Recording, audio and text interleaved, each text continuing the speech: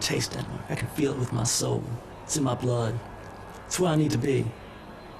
I can taste Denmark. I want Denmark.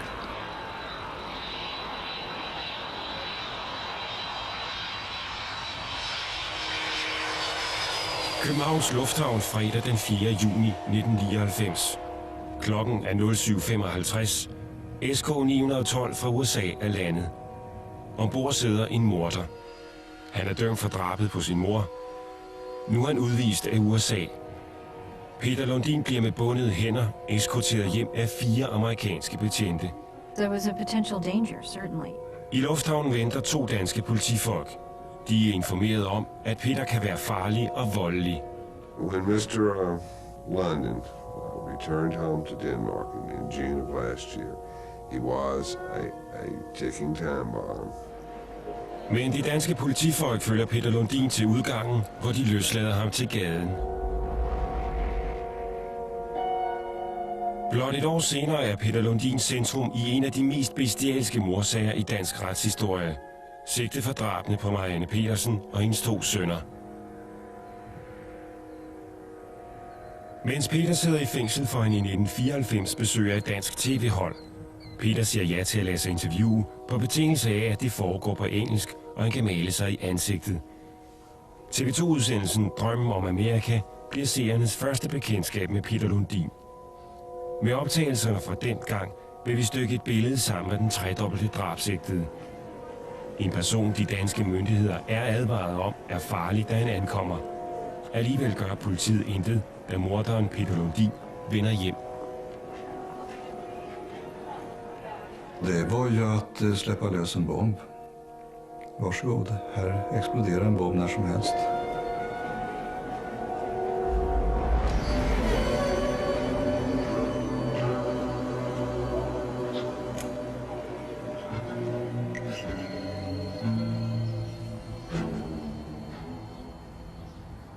North Carolina 1994. TV-holdet møder Peter Lundin i fængsel for at interviewe ham om hans liv. Barndomsårene i Danmark husker Peter som en god og tryg tid. We lived Soul Real Strand. We lived right on the beach. Had a beautiful house on the beach. I just remember, just childhood memories, just playing with little kids.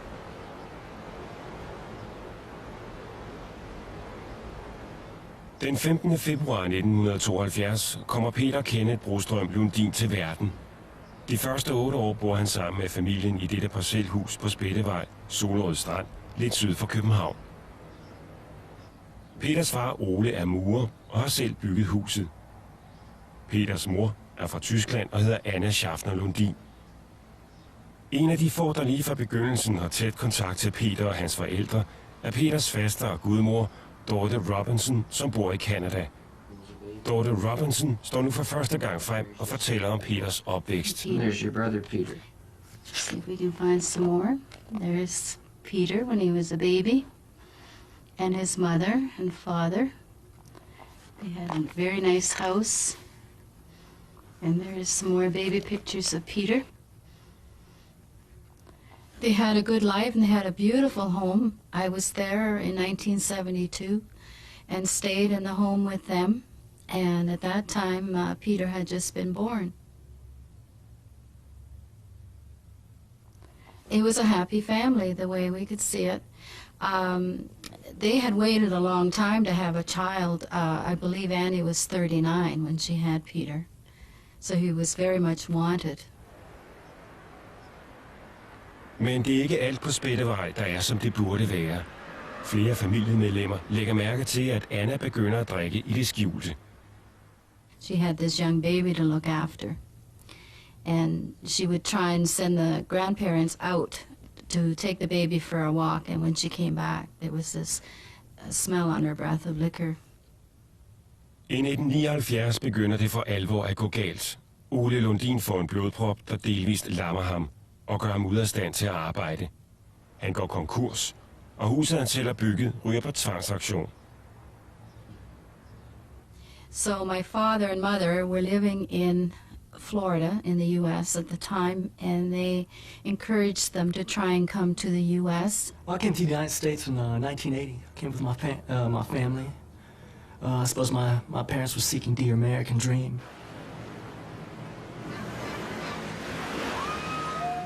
Den amerikanske drøm begynder her i Ormond Beach, Florida, hvor familien køber dette motel. Men eventyret slutter brat. Anne bryder sig ikke om stedet og klimaet. Hendes alkoholmisbrug tager til, og efter nogle få år flytter familien til Maggie Valley, North Carolina.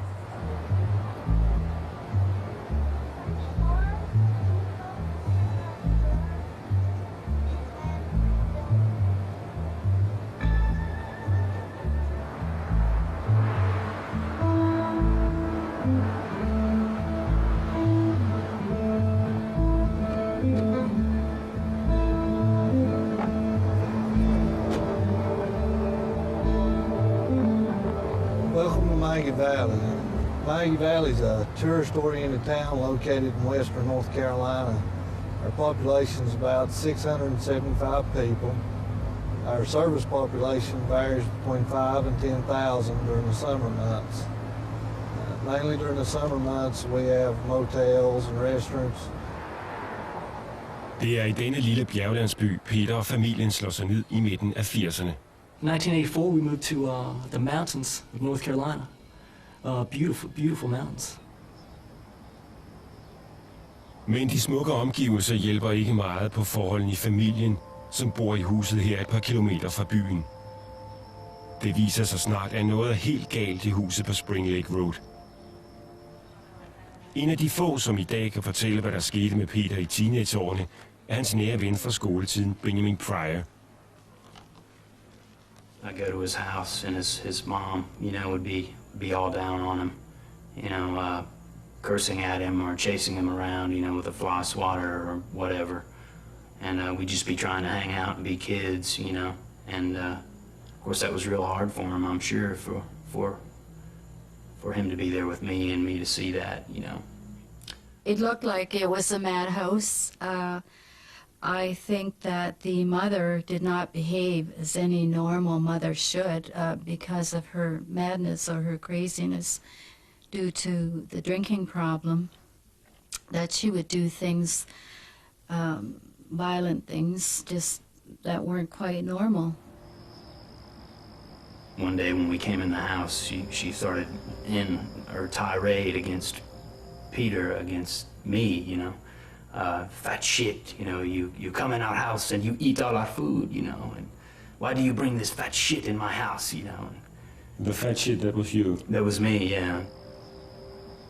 And, so we went upstairs and Peter's like, I don't, listen to her. And she doesn't know what she's talking about. And laughing, trying to make it a joke, a jokester.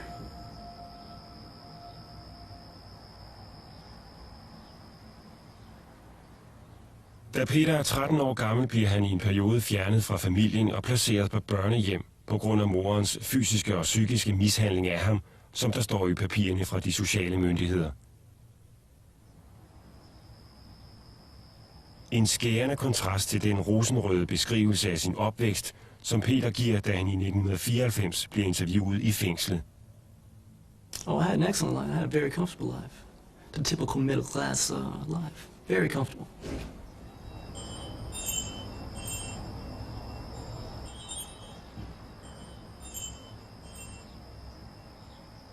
The house was claustrophobic.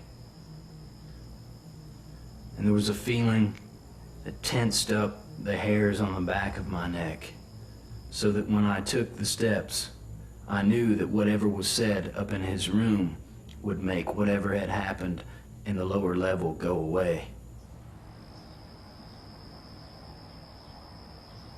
There were never any warm feelings between him and his mother, other than joking about negativity, about, violence. I'm going to beat you because you've done this. Ha ha ha. På Waynesville Middle School er Peter med på skolens hold i fodbold og brydning. Ingen mærker, at hans andet liv hjemme er fyldt med vold og had. Kun en enkelt gang viser han en anden side af sig selv. Peter had got into a fight with another boy on our school bus as we were coming home from school, and they got into a fist fight. And the bus driver stopped the bus and tried to get Peter to stop hitting the boy, and he would not stop. So they physically had to take Peter off of the bus. Out of the blue, he just blew up, and it's like, okay. It was odd. It really was. Especially out of somebody as quiet as he was.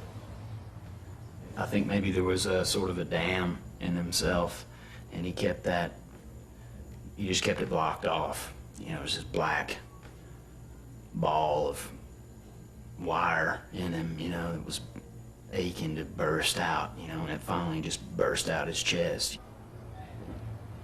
Som 16-årig begynder Peter Lundin at dukke regelmæssigt op i politiets rapporter. We did have this. Dick Jack did some measurements. Possession of syringes and something else. I'm not sure what. It must have been drugs. But that was in New Jersey in '89. And there's an X where he refused to sign it. Sarah Price er sheriffen her på den lille politistation i Maggie Valley. Hun husker tydeligt Peter Lundin. We would keep our eye on Peter because he was known to be in trouble a lot. So if you saw him out, you kept your eye on him. I'm not a criminal. I mean, I've never really had no run-ins. A routine traffic check was that's what my that's what my criminal history consisted of. I'm not a criminal. I'm not a menace to society. He had definitely been in touch with the police on more than one occasion. Peters straffeattest viser, at han på godt 1 år får 4 fængselsdomme på mellem 30 og 60 dage, samt flere bøder for tyveri, vold, besiddelse af narko og telefonterror. Og så får Peter flere gange polititilhold om at holde sig væk fra kvinder. What did I think about him? I thought he was a very mean person at that time. Peter og hans far Ole er tæt knyttet til hinanden. Et meget nært forhold, som Peter beskriver på sin egen måde i interviewet i 1994. If you were to send a message to your father, what would you like him to know? What does that mean? He knows what it means. They were very close, very, very close. I would always talk real soft and smooth to Peter, and he responded the same way to Ole. Ole og Peters sammenhold rammer Anna Lundin. Flere gange bliver politiet kaldt op til huset af naboerne, der fortæller, at far og søn i fællesskab har gennemtæsket Anna. Men politiet kan intet gøre, for Anna tør ikke anmelde volden. She told me on more than one occasion about how she really felt like that he was going to kill her because of the incidents. I mean, him beating her. Basically, it was like she was a prisoner in the house.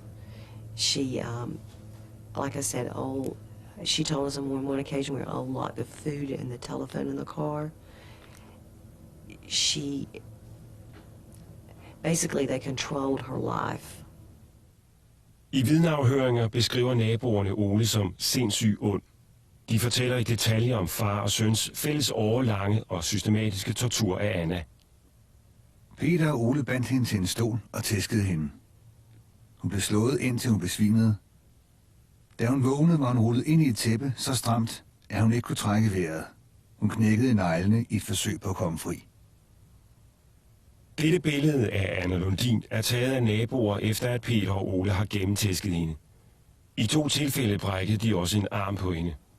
And how was your relationship with your mother and your dad? Oh, me and my parents, we had a great, they were not just my parents, they were my friends as well. And, yeah, I mean, my parents are, they were like, you know, we were a family, sure. 19 år gammel, den 7. april 1991, dræber Peter sin mor.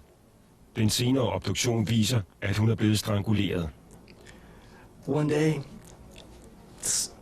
one dark afternoon, my mother attacked me, and the only thing I did was push her away. I've never laid a hand on my mother ever. And when she fell down, her neck broke. And when I say if there's anything I could have done to help her, I would have.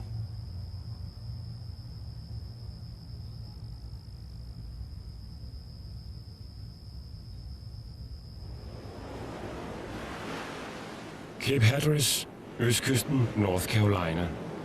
Det er her Peter og hans far i fællesskab, efter 10 timers kørsel med liget af Anna, graver det ned i sandbankerne tæt ved fyret. I thought it was best to give her a proper burial. And the coast of North Carolina is such a beautiful place that it just seemed to fall right into place. I mean, it just, at the time, it made sense. I acted out of love. I tried to do the best possible thing I could do. Kort tid efter flytter Peter og Ole fra huset. Ingen lægger for alvor mærke til, at Anna er forsvundet. Først 7 måneder senere får politiet en mistanke om, at der er begået en forbrydelse. Efter en storm kommer liget af Anna Lundin til syne. This is where the body was found, located in this area by a visitor. It didn't have the consistency of a human being. It was a very decomposed body wrapped in cellophane, and at that point we reported it to the State Bureau of Police, where they took over the investigation. Der går endnu 4 måneder inden liget af Anna Lundin identificeres. Politiet efterlyser Peter og Ole over hele USA, men de når at flygte til Canada. De lejer sig ind på dette lufthavnsmotel. Men natten til den 6. juni 1992 bliver de opdaget og anholdt. I was asleep in my hotel room, and I just heard this noise. And next thing you know, the SWAT team was there, had a shotgun in my face. I retten bliver Peter idømt 20 års fængsel for manddrab. Det bliver senere ændret til 15 år, da Peter appellerer dommen. Faren Ole får 2 års fængsel for at hjælpe til med at bortskaffe liget. Normalt vil en person, der dræber sin mor, blive mentalundersøgt, men det sker ikke. Da Peter tilstår drabet, indgår anklager og forsvarer nemlig et kompromis om en dom for manddrab, så sagen hurtigt kan afsluttes. Ingen er interesseret i en dyr og tidskrævende mentalundersøgelse.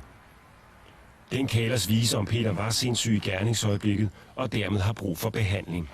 My job was to defend Peter, not to prove that he had some mental defect, unless the proof of the mental defect would help him in his case. And from a defendant's perspective, helping him means to eliminate the charges altogether or to minimize his sentence. And that's what we did. So even though that you might have a feeling that Peter were mentally ill, it wouldn't necessarily mean that you would ask for a mentally test. That's a true statement.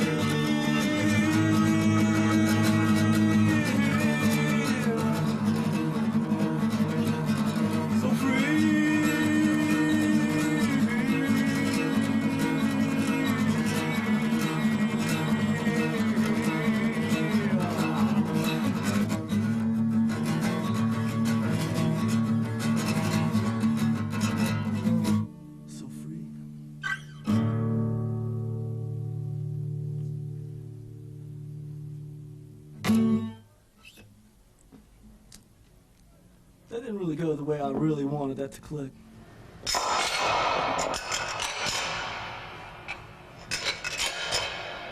En af de få, som har kontakt med Peter gennem hele fængselstiden, er fasteren Dorte Robinson. TV2 Doc har fået adgang til de mere end 20 breve, Dorte har modtaget, mens Peter sidder indespærret. Peter skriver flere gange om sin nydelse ved at dræbe.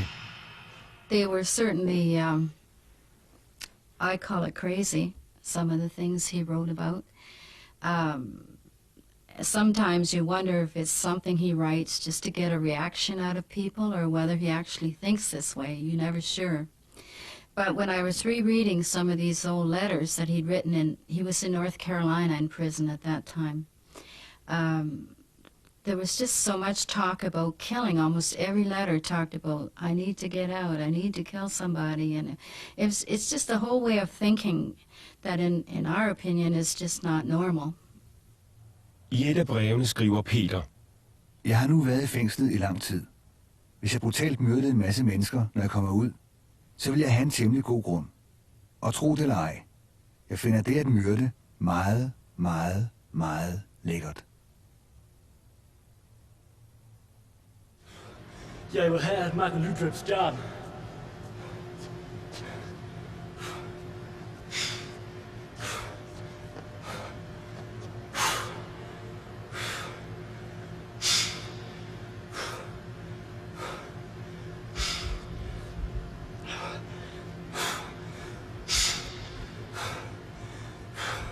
Jeg vil have Michael Lutrips job. Om drabet på sin mor skriver Peter: En dæmonisk ånd besatte mig, handlede gennem mig, så i virkeligheden var det ikke min skyld.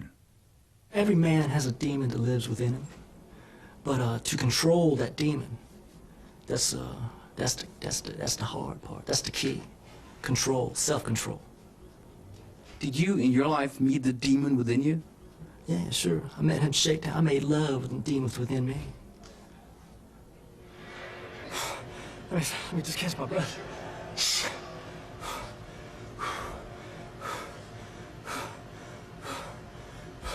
Does that thing have playback? It's got replay? It ain't got replay? Hjemme i Danmark bliver flere kvinder dybt fascineret af Peter Lundin, da de ser programmet med ham på TV2. De begynder at skrive sammen med ham i fængslet. Efter jeg havde set udsendelsen, kunne jeg ikke slippe det indtryk, han havde gjort på mig. Omstændigheden, at han sidder med lænker på fødderne og maler sig i ansigtet, samtidig med, at han formulerer sig lyrisk omkring noget så forfærdeligt som at have slået sin mor ihjel. 22 år gammel er han, og mine egne børn er på samme alder. Det gjorde kraftigt indtryk på mig. Peter skriver til sin faster og fortæller om de mange breve, han får fra Danmark. En møgbunke af danske piger har skrevet til mig og siger, at de ser frem til min løsladelse. Jep, jeg skal tilfredsstille dem alle sammen, selv de grimme. Ha. What's the hardest thing about being in here? That I don't have a lady's touch. That I don't have a girl's touch. That's the hardest thing about being in here. That's something that I need. And that's something that I cannot have. I dette brev til tv-journalisten, som har interviewet ham i fængslet, skriver Peter om en af pigerne. Hun aner overhovedet ikke, hvad hun roder sig selv ind i.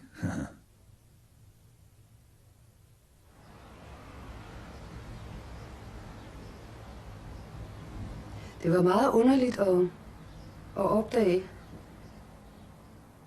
at han så mig som en potentiel kæreste.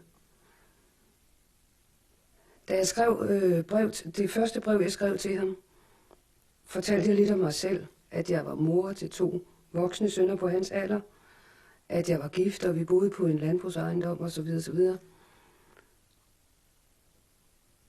Så det undrede mig, da det gik op for mig, at han opfattede mig som en kæreste. Peter skriver til mange af kvinderne om sine sexfantasier. Det gør en del af dem så bange, at de dropper forbindelsen. Men også inden for fængslets mure skaber Peter uro. På 7 år når Peter Lundin at blive isoleret i alt 19 gange, for blandt andet flere gange at tro andre på livet, blufærdighedskrænkelse, tyveri og besiddelse af narko. Sammenlagt sidder Peter isoleret i over 8 måneder. I mean, I'm showing everybody that if there's a high, there's a low. There's pleasure, there's pain. There's insanity, there's sane. There's silent, there's to tell. There's heaven, there's hell. There's peace, there's war. There's less, there's more. There's high, there's low. There's yes, there's no. There's ice, there's fire. There's honest, there's liar. There's love, there's hate. There's fact, there's fate. There's always, there's never. There's the past, forever. There's day, night, dark, light. Wild, tame, smack, cane. Right, raw, instinct, law. birth, murder, truth, perjure, blind, sight, joy, fright, lose, win, repent, sin, virgin, whore, fun, bore, and there's evil, and there's not. I et af de sidste breve fra fængslet til sin faster skriver Peter: Jeg vil gerne fortælle jer alle sammen, at jeg ikke længere er sindssyg, og at jeg har gået i terapi, og at min læge siger, at jeg gør gode fremskridt. Ingen danske psykiatere har ønsket at udtale sig om Peter, så længe han er sigtet for tredobbelt mord. For at få vurderet, om Peter er syg, har vi derfor vist de 2 timers råoptagelser af interviewet fra 1994 til en af Skandinaviens førende retspsykiatere, svenskeren Sten Levander. Igennem mere end 30 år har han mentalundersøgt 100 af mennesker. Det man slås av först är hans ansiktsmimik som påminner om ett rovdjur berett att hugga. Små ryckningar, inte full kontroll över ansiktsmotoriken. En del tics och en del hostande och nysande ljud. Det jag ser just i det ögonblicket när jag tittar på honom är ju en psykopat. Och jag har också då använt en särskild diagnosmetod som heter Psychopathy Checklist. Där man på 20 olika punkter beskriver personen och sätter poäng 0, 1 eller 2. På 20 frågor kan man maximalt få 40 poäng. Och Peter får efter min bedömning 39. Han är en av de allra mest typiska psykopater jag någonsin har sett under min rätt långa karriär. Över 30 år i rättspsykiatri. Like 1,000 words would have been said, but have not been spoken. The eyes say it all. You just got to look at somebody the right way and they'll know what's up.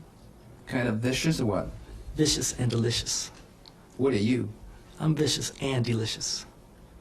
Det som man slås av först i intervjun, när man tittar på tv-intervjun, det är hans grandiositet. Hans oerhört uppblåsta jagkänsla. En kombination av en grimas och ett leende in i kameran säger han I'm vicious and delicious. Jag är förfärlig och aptitlig. Ungefär. Och det är en av de här sakerna man tittar på, grandiositeten. Den narcissistiska självförälskelsen, den har han på ett sätt som är häpnadsväckande. Så mycket så att det är nästan på gränsen till sinnessjukdom. Min konklusion efter att ha sett och tagit del av materialet är att bland alla de hundratals, kanske på 1000 psykopater som jag har träffat så är han en av de allra mest renodlade typer jag någonsin har sett. Han är sjukare än i stort sett någon vanlig psykopat som jag har träffat. Det han har är ju också perversa strukturer i sitt inre. Alltså ett njutande av att kränka, förnedra, skada och såra andra människor. Det bliver de overfyldte fængsler i North Carolina, som sender Peter Lundin til Danmark længe før tid. Pladsmanglen gør, at fanger løslades efter blot at have udstået halvdelen af deres straf. Derfor bliver Peter Lundin i sommeren 1999 prøveløsladt efter 7 års fængsel.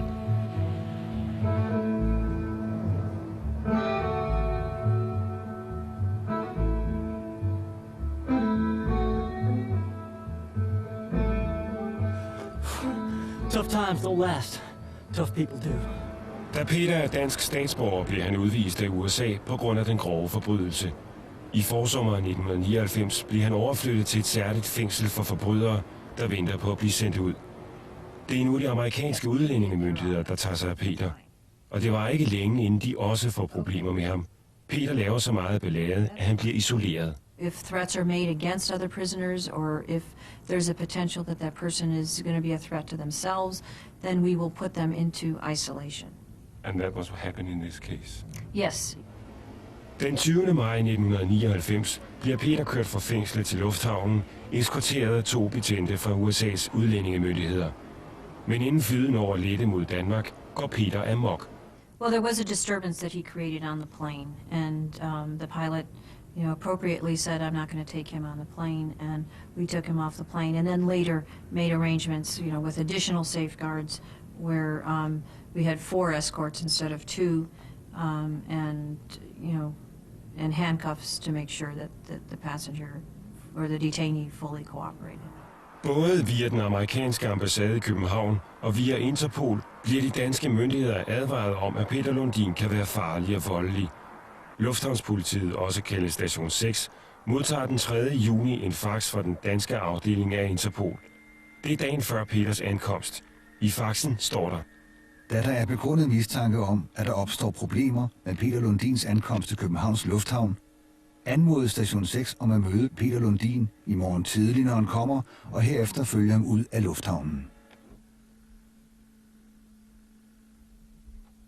Hvor tit sker det, at det er 4 betjente, der følger en person til Danmark? Jeg kan ikke huske, det er sket før. Som regel er det 2. Så det er helt exceptionelt, det her? Ja, det kan man godt sige. It seems like you have considered this person as dangerous. Well, yes, there was a potential danger, certainly. Men politiet får også andre advarsler om, at det er en syg og farlig mand, der er på vej til Danmark. I Peter Lundins sagsmappe her hos Interpol i København ligger breve fra de kvinder, der har holdt op med at skrive med ham, fordi de er blevet bange for ham.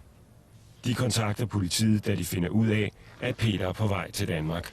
Ja, det er sådan set første gang, vi får at vide, at nu er han på vej til Danmark, for vi har jo været inde i sagen lige fra anholdelsen og sigtelsen i sin tid i 92 allerede.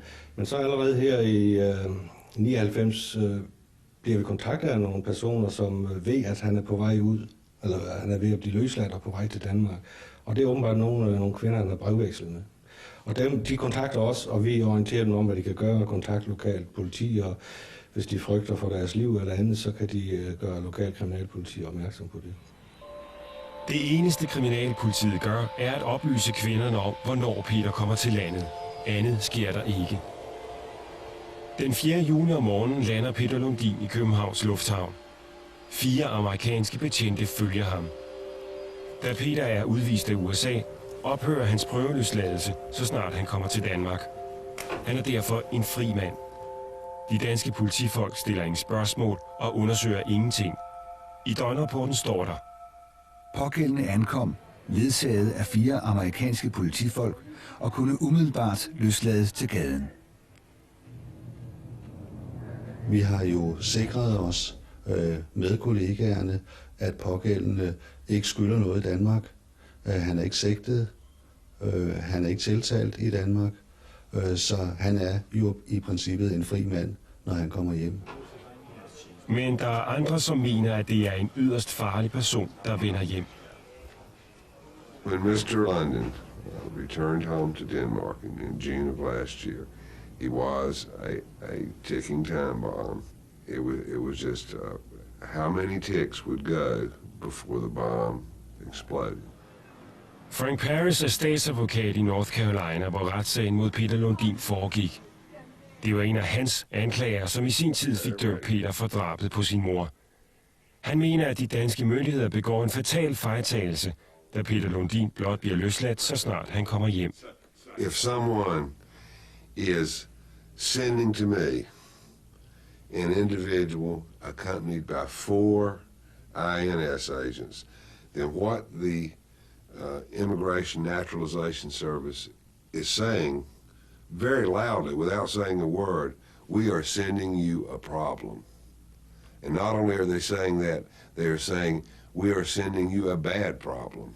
Men når der kommer 4 betjenter og afleverer dem her, så er det jo vel udtryk for, at her er en person, som kan være farlig for sine omgivelser.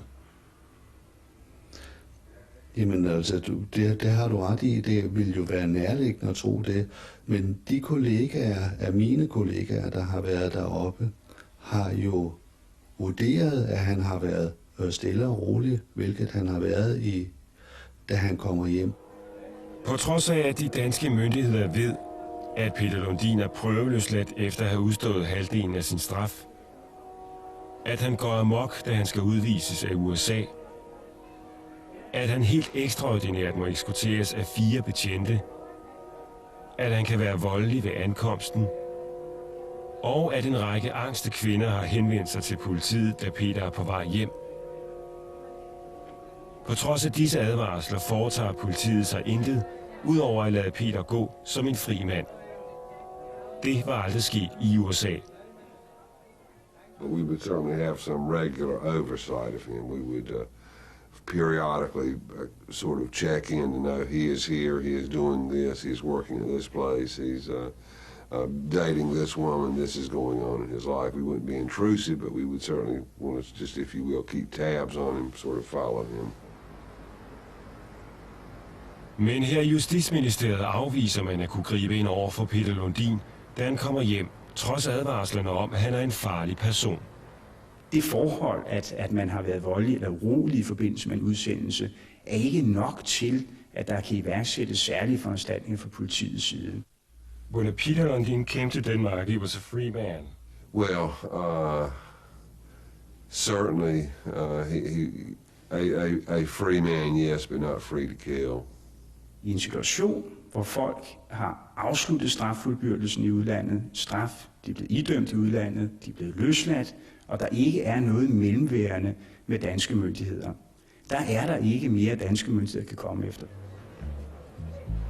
Hvis Peter Lundin var prøveløsladt fra et dansk fængsel, ville myndighederne have holdt ham under opsyn og fulgt hans gøren og laden. Men Peter er løsladt fra et amerikansk fængsel. Dermed forsvinder mulighederne for at overvåge ham. Vi har ikke mulighed for at iværksætte den behandling, der kan være nødvendig i forbindelse med strafafsoningen, og vi har heller ikke mulighed for at træffe bestemmelser om tilsyn af kriminalforsorgen i forbindelse med en prøveløsladelse. Det betyder, at de foranstaltninger, der normalt kan træffes i forbindelse med en straffuldbyrdelse her i landet, det kan danske myndigheder ikke træffe i den situation. Når de er dømt her i landet, så har vi det, vi kalder observanter, og man følger personer, der flytter over fra den ene kreds til den anden osv. Men hvis de er dømt i udlandet, så er der ikke noget, der rigtig følger op på det observantprincip. Så der er en forskel, altså at de folk, som kommer til landet efter udstående straf, faktisk er bedre stillet end dem, som har udstået en straf i Danmark? Ja, det kan man godt sige. Men kan det ikke være ærgerligt, at man så får nogle folk til landet, hvor man kan se, at her er der en risiko for, at de vil begå noget strafbart? Jo, altså det er frustrerende, som jeg sagde før også, men vi kan jo ikke rigtig gøre noget ved det. Det var ju att släppa lös en bomb. Varsågod, här exploderar en bomb när som helst. Den här killen behöver enormt stark och struktur runt omkring sig. Alltså han ska ha höga staket och han ska ha fotfölje. Han ska inte kunna avvika, han ska inte ges minsta frihet. För den använder han på ett fel sätt.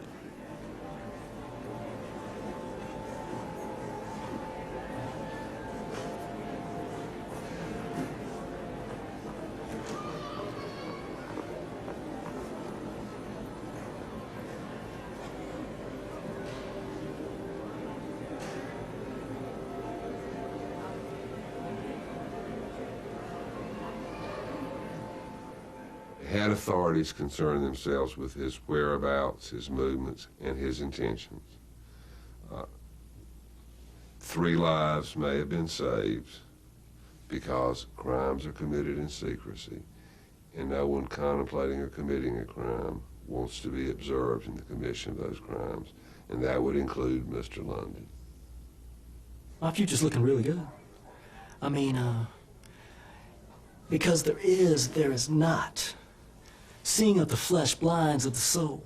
And because everything has been taken away from me, yet I have seen everything that I really want. I'm truly happy, really, for the first time in my life. I have found true inner peace. I have found joy within myself. I have found myself. And everything in the future is only, every day is only going to get better.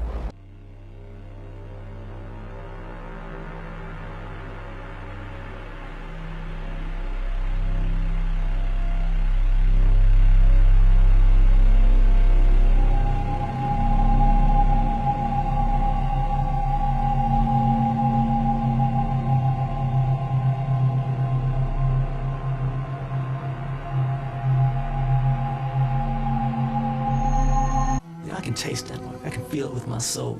It's in my blood. It's where I need to be.